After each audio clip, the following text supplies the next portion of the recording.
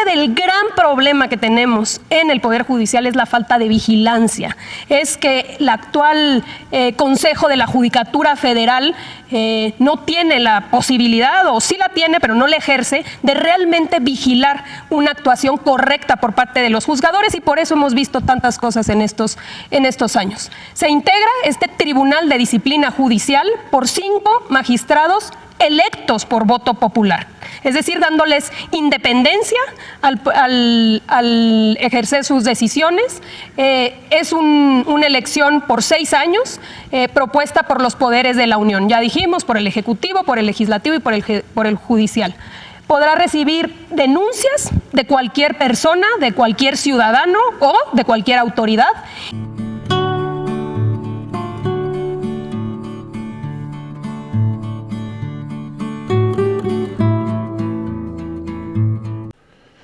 Amigos y amigas, vamos a ir a la conferencia hoy 12 de febrero 2024. La derecha dice: el presidente se quiere apoderar de la Suprema Corte de Justicia de la Nación. Eso es lo que dice la derecha. Yo diría que al contrario, el presidente López Obrador le quiere dar el poder al pueblo, para que el pueblo sea el que elija a sus jueces, a sus ministros, y que no lo haga el presidente de la República, como es el caso de hoy. Hoy la Suprema Corte de Justicia de la Nación están gentes que puso Felipe Calderón y Enrique Peña Nieto. Amigos y amigas, hoy el presidente quiere regresarle el poder al pueblo y no sea un presidente de México el que sea el que ponga a los ministros, a los jueces. Hoy la secretaria de Gobernación, Luis María Alcalá, explica cómo se elegirán a los ministros de la Suprema Corte de Justicia con la propuesta de reforma al Poder Judicial que impulsa el presidente López Obrador. No hace falta recordar que hoy el Poder Judicial está podrido, el Poder Judicial es un brazo político de la oposición. Hoy sueltan delincuentes, amparan delincuentes, descongelan cuentas a delincuentes, pero el pueblo de México, si está en la cárcel, muchas veces pasan 10, 15 años y no le dan una sentencia. ¿Y por qué? Porque no tienen millones de pesos como los delincuentes o los políticos de cuello blanco. Hoy la justicia está hecha a la medida para el que tiene dinero. Amigos, vamos a ir muy rápidamente a la explicación que da la secretaria de Gobernación. Señor presidente, compañeras, compañeros de los medios de comunicación y de los que nos ven a través de las redes sociales, la idea el día de hoy es poder entrar un poquito más a fondo sobre la propuesta de reforma al Poder Judicial. Es una de las principales reformas que ha propuesto el presidente de México y que hoy se están discutiendo en la Cámara de Diputados.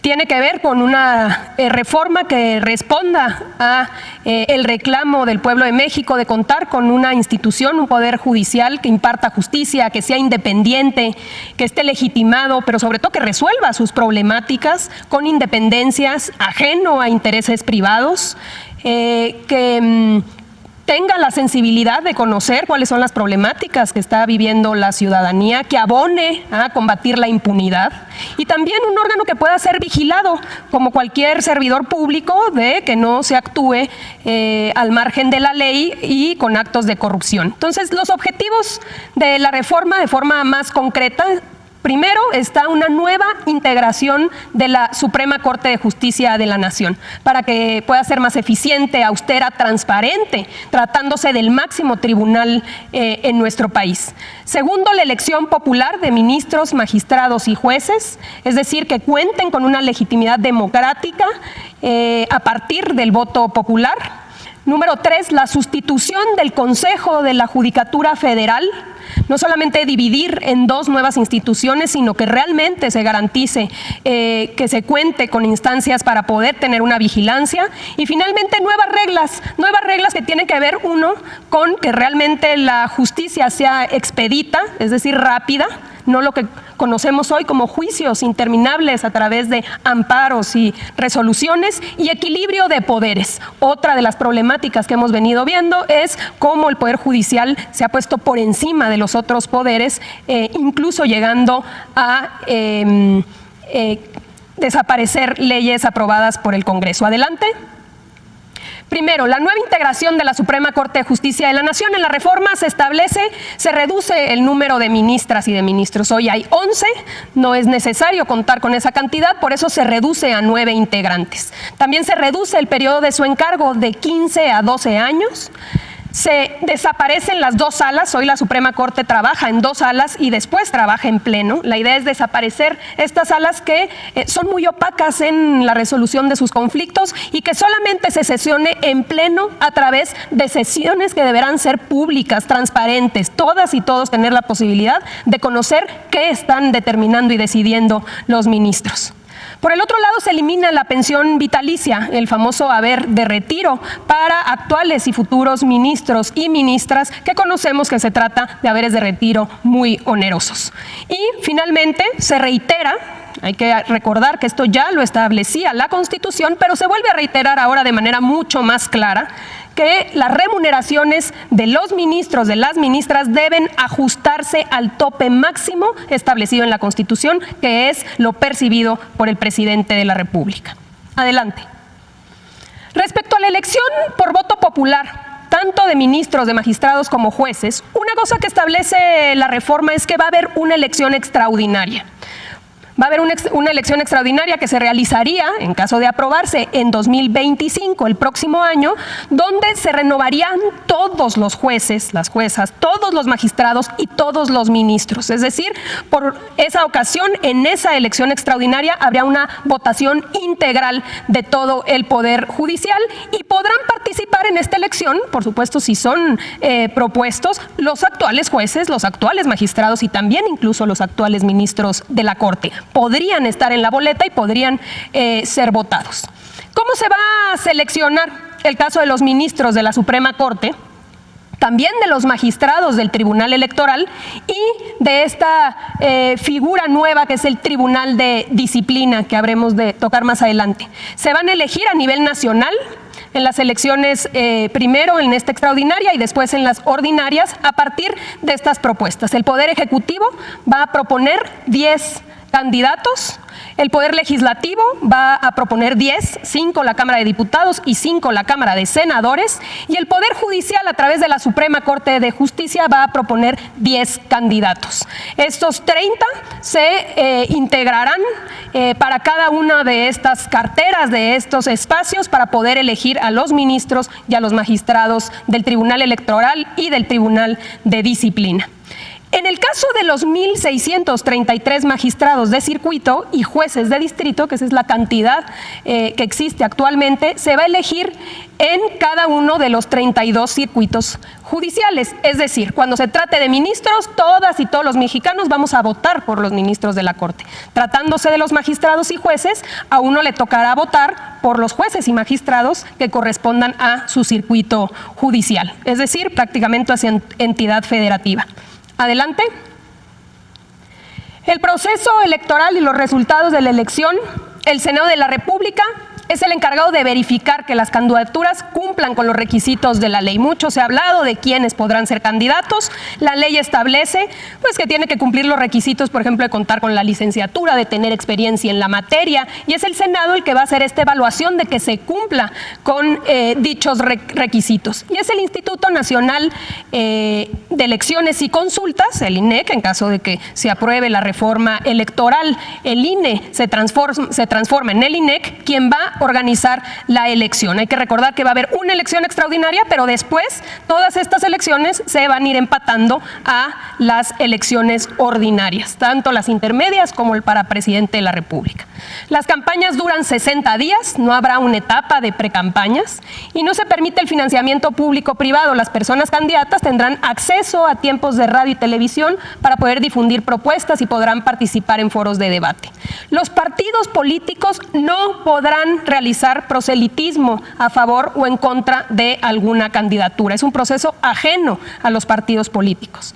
Y el Tribunal Electoral del Poder Judicial es quien va a resolver las impugnaciones y va a declarar los resultados, salvo cuando se trate de sus propios integrantes, porque hay que recordar que también el Tribunal Electoral se integra por magistrados electos por voto popular, así que en el caso del Tribunal Electoral le tocará a la Suprema Corte de Justicia de la Nación ser la autoridad responsable de validar los resultados.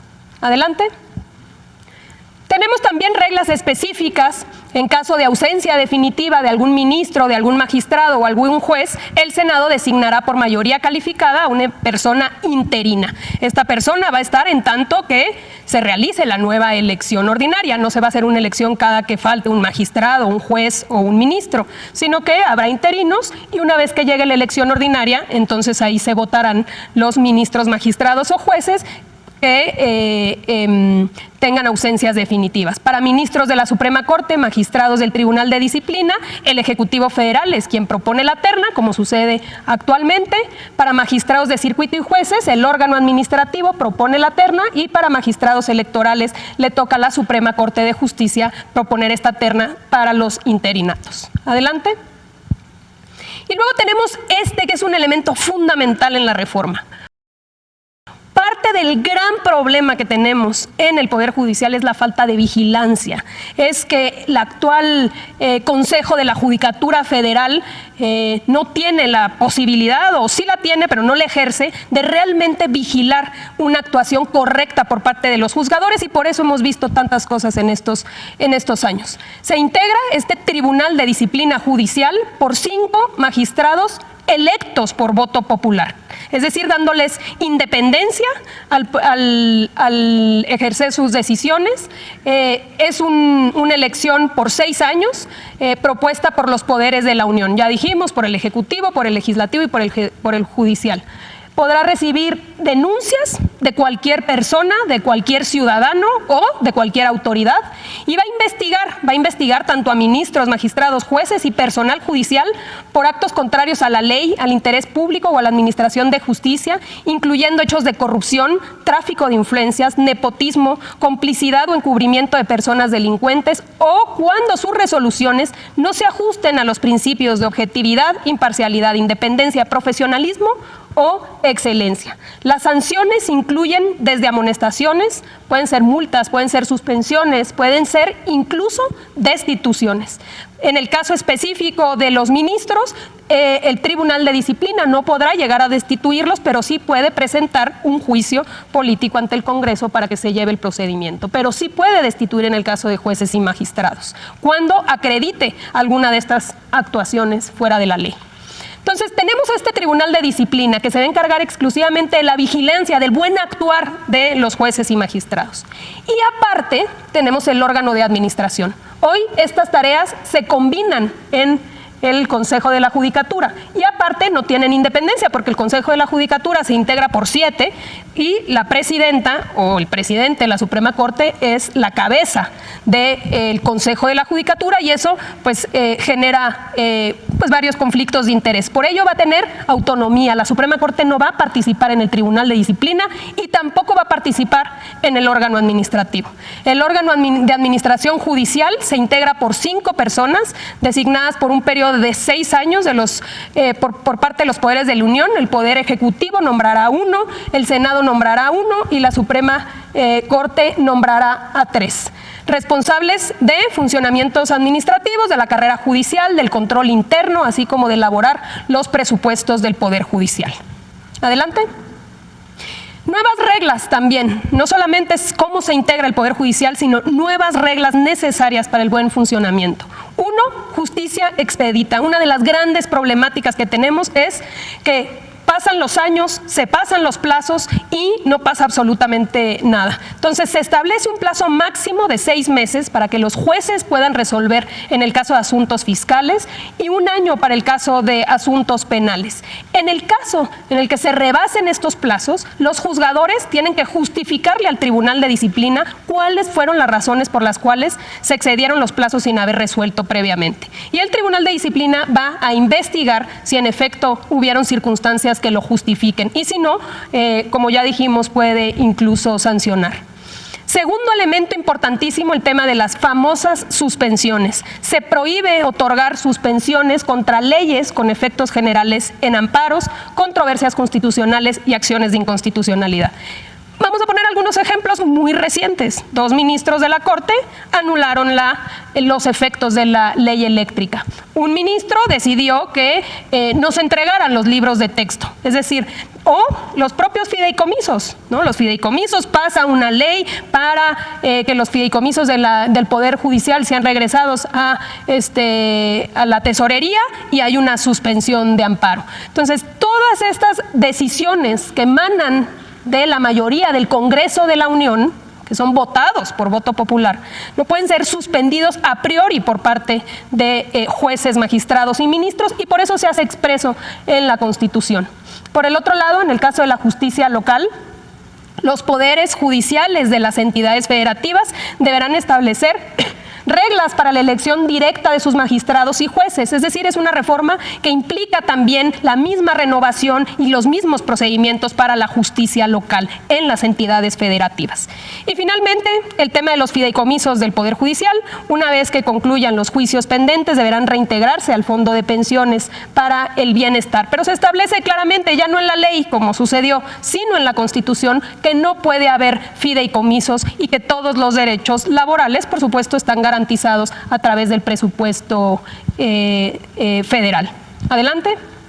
Esa es, presidente, los ejes de la reforma. Es cuanto.